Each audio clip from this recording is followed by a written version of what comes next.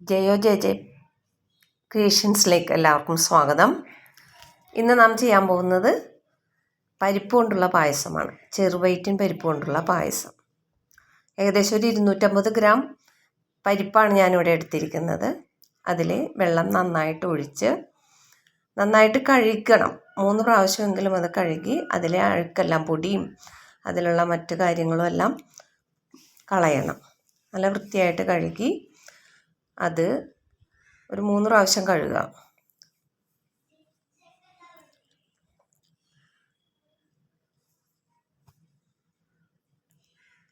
അതൊരു സ്ട്രെയിനറിലേക്ക് വെള്ളം പോകാനായിട്ട് വയ്ക്കുക. കുറച്ച് നേരം അതങ്ങനെ വെച്ച് കഴിഞ്ഞാൽ അതിലെ വെള്ളം മുഴുവനും നമുക്ക് പോയി കിട്ടും. വെള്ളം കംപ്ലീറ്റ് പോകണം.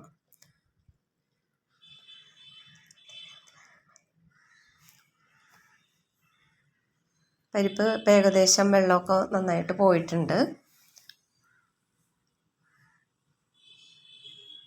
പരിപ്പ് ഏകദേശം വെള്ളമൊക്കെ പോയി നല്ലൊരു ഉണങ്ങിയ ഇതിലേക്ക് വന്നിട്ടുണ്ട്.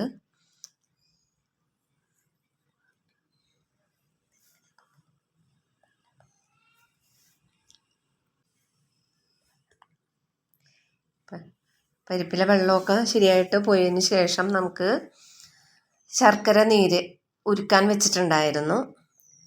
ഒരു 1 കിലോ ശർക്കരയാണ്.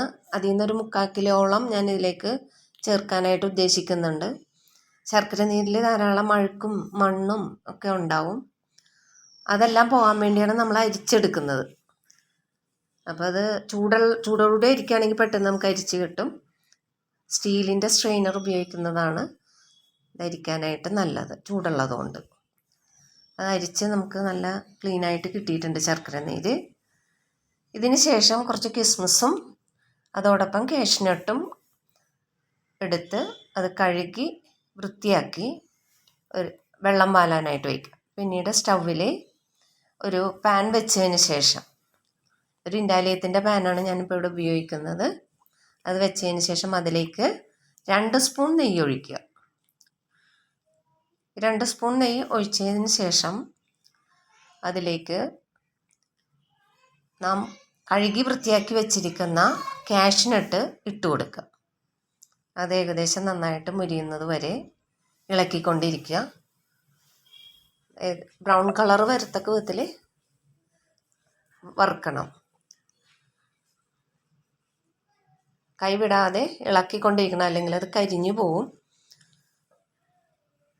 ശേഷം ബ്രൗൺ കളർ എത്തുമ്പോഴേക്കും നമുക്കത് കോരിയെടുക്കാം. കോരി മറ്റൊരു പാത്രത്തിലേക്ക് മാറ്റാവുന്നതാണ്.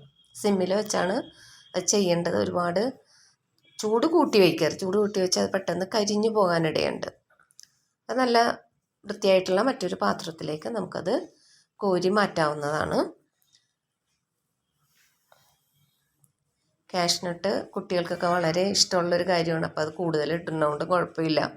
കുറച്ച് അളവ് കൂട്ടി നമ്മുടെ ഇഷ്ടത്തിനനുസരിച്ച് നമുക്കത് ഇടാം.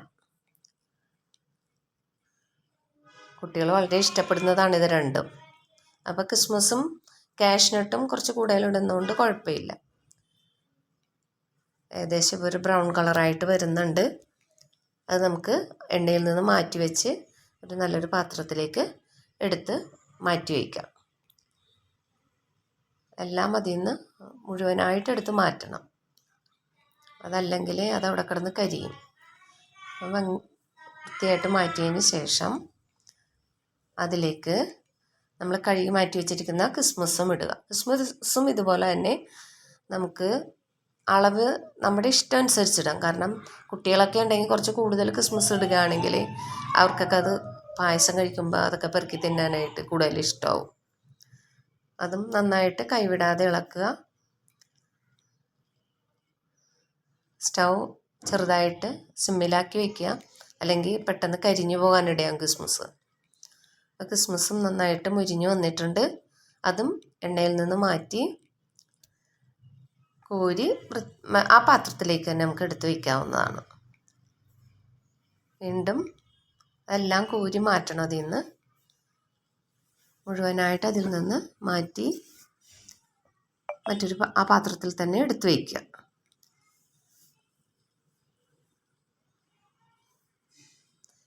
ഇനി ആ പാത്രത്തിലേക്ക് തന്നെ നാം കഴുകി വൃത്തിയാക്കി വെച്ചിരിക്കുന്ന ആ പൈറ്റിൻ പരിപ്പ് ഇട്ട് കൊടുക്കുക.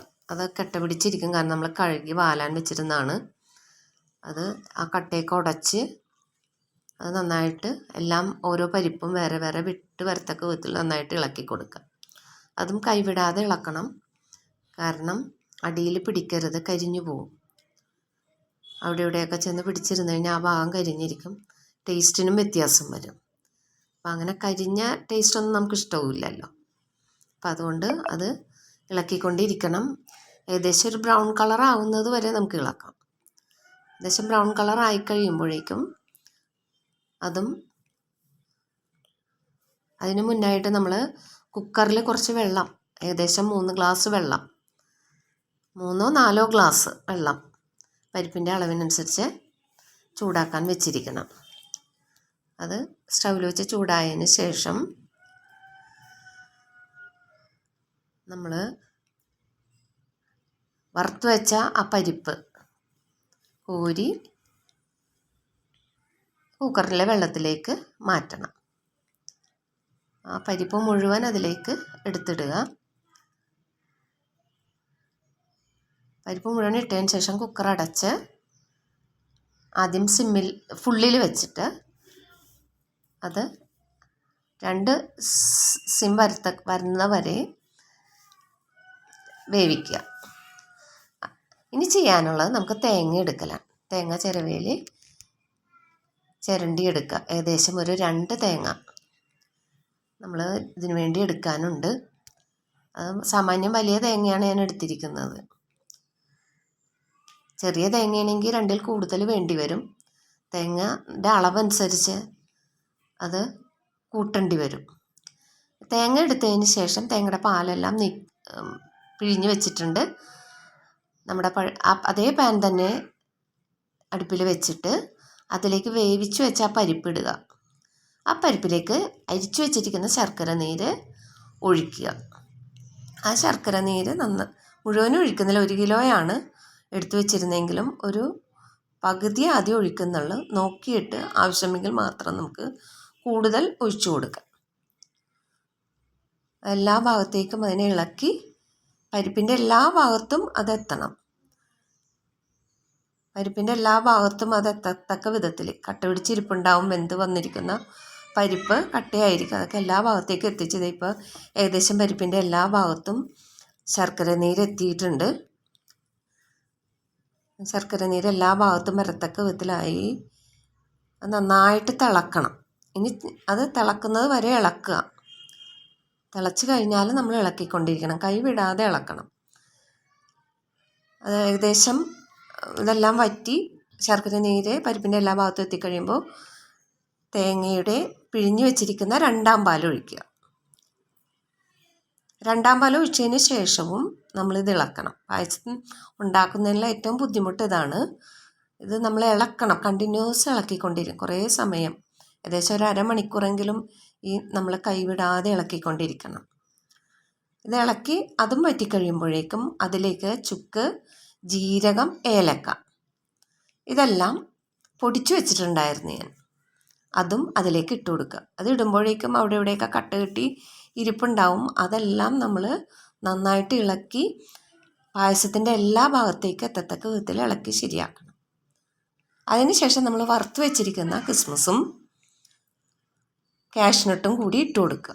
ഇതെല്ലാം ഇട്ടതിന് ശേഷം വീണ്ടും നന്നായിട്ട് ഇളക്കി ചുക്കും ജീരകവും ഏലക്കപ്പൊടി അത് പലയിടത്തും ഇങ്ങനെ കട്ടകെട്ടി ഇരിപ്പുണ്ട്. അതൊക്കെ എല്ലാ ഭാഗത്തേക്കും എത്തണമെന്നുണ്ടെങ്കിൽ ശരിയായ വിധത്തിൽ ഇളക്കി എവിടെയെങ്കിലും കട്ടയുണ്ടെങ്കിൽ അതൊക്കെ ഉടച്ച് ഇതിൻ്റെ എല്ലാ ഭാഗത്തും എത്തക്ക വിധത്തിൽ ഇളക്കുക.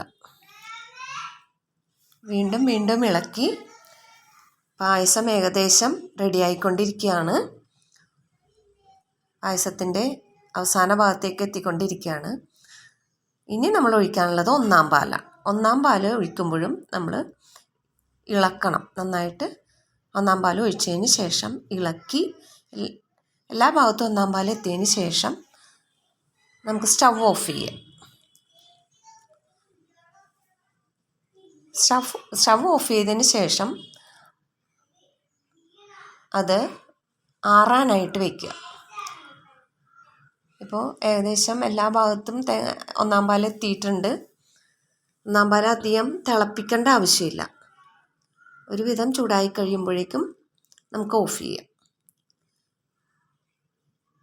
അത് വീണ്ടും വീണ്ടും ഇളക്കി എല്ലാ ഭാഗത്തേക്ക് എത്തിക്കുക. പായസം നല്ല കുറുകി നല്ല ഭംഗിയായിട്ട് വന്നിട്ടുണ്ട്. അങ്ങനെ